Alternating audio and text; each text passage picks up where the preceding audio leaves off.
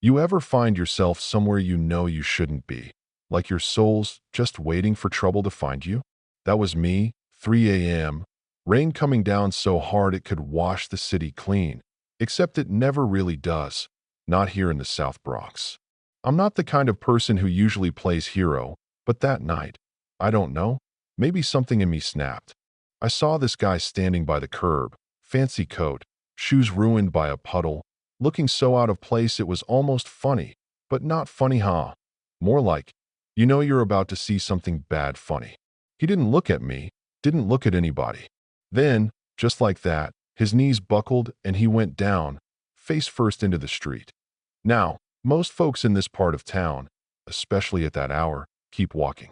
And I'll be honest, two guys across the street in hoodies didn't look like they were out for a morning jog, if you know what I mean. They started coming over, slow and sure, like they had all night. I didn't think, just moved. "Sir, hey," I said, crouched by him. He was older, sharp suit, wallet and gold-trimmed business cards scattered in the gutter. "Harvey Whitmore," I muttered. Is this some kind of joke? But the two guys were getting closer, eyes cold. I hooked my arms under Harvey, heaved with all I had, and half-dragged, half-carried him into the staff entrance of the Velvet Lantern, my second home.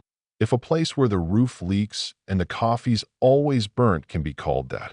Inside, the lights flickered on yellow. Harvey was dead weight, mumbling drunk, hair plastered to his forehead. I checked his wallet for ID. Don't judge. Sometimes you need to know who you're dealing with. "Anthony," I called to the night clerk. "Can you check this ID?" Anthony's eyes went wide. Holy hell, that's really him. Suddenly I realized I wasn't just hauling in a drunk. I was hauling in somebody. Didn't matter. I called a cab, paid the driver $50 from my own wallet, and said, "Don't charge him. Just get him home, all right?" The driver gave me a look but nodded. As I shut the door, Harvey mumbled, "You're good people. Don't forget, you're the kind that matters." I didn't answer, just watched the cab tail lights blur into the fog that I stood in the empty lobby, soaked through, heart racing, the clock crawling past 4 a.m. Most nights at the Lantern you mop up, go home, forget about it, but this one stuck. Maybe because I was tired of letting bad things happen while good people did nothing. Or maybe I just didn't want to see another person left out in the rain. Flash forward a week. I'm folding napkins behind the bar, dead on my feet, when the bell above the door rings. I don't even look up.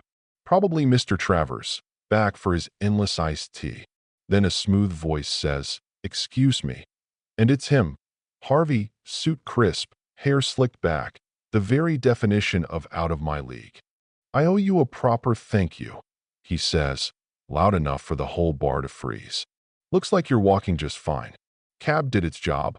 I shot back, but he didn't flinch. It wasn't the cab that saved me that night. He'd looked into me, knew I'd dropped out of college, worked 3 jobs, kept the Lantern running when the manager stole from the till, even paid his cab fare. "You're making a lot of assumptions," I said, arms crossed. "No," he said, "I'm stating facts." Then he pulled out a slim folder. "I own this place," he said, "and I'm giving it to you." I swear, I nearly dropped the napkin in my hand. "This some kind of redemption tour?" I asked. "Not guilt, recognition," he replied. "Everything in the folder, legal transfer, renovation grant, debts cleared, was real. You could have left me on the sidewalk like everyone else," he said. "People don't usually save billionaires in the Bronx. People don't usually give away hotels." I shot back. He just smiled. "You don't wait for permission to do what's right. That's rare." And with that, he left. I sat alone that night, folder in my lap, heart hammering. Papers notarized, debts paid off, renovation plans drawn up. "You gave a stranger dignity. Let this give you the same," he'd written.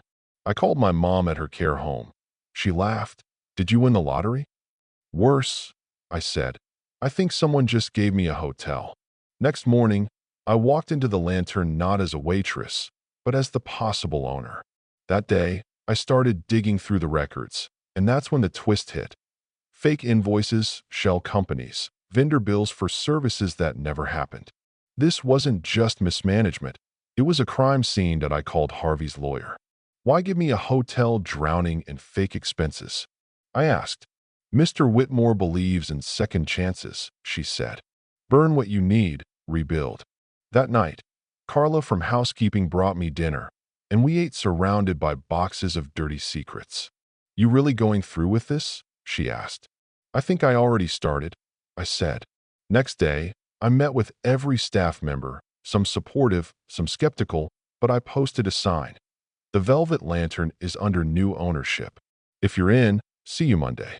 Most stayed. Then, I found the rot. Vendor contracts paid to fake companies, all tied to Carl, the old manager, and a ghost named Vincent Kane, a name I pulled from an anonymous comment in an old whistleblower article.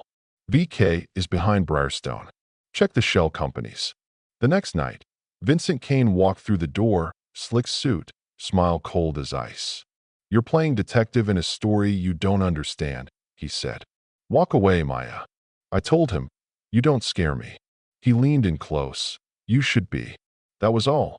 After that, things got ugly. Sabotaged freezer, surprise fire inspections, delivery truck accidentally smashing the dock. It wasn't random, and we all knew it.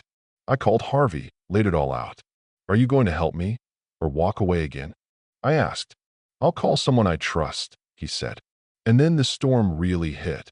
An investigative journalist named Sarah Monroe picked up the story, blew the lid off a multi-million-dollar laundering ring. Front page, names named, dots connected.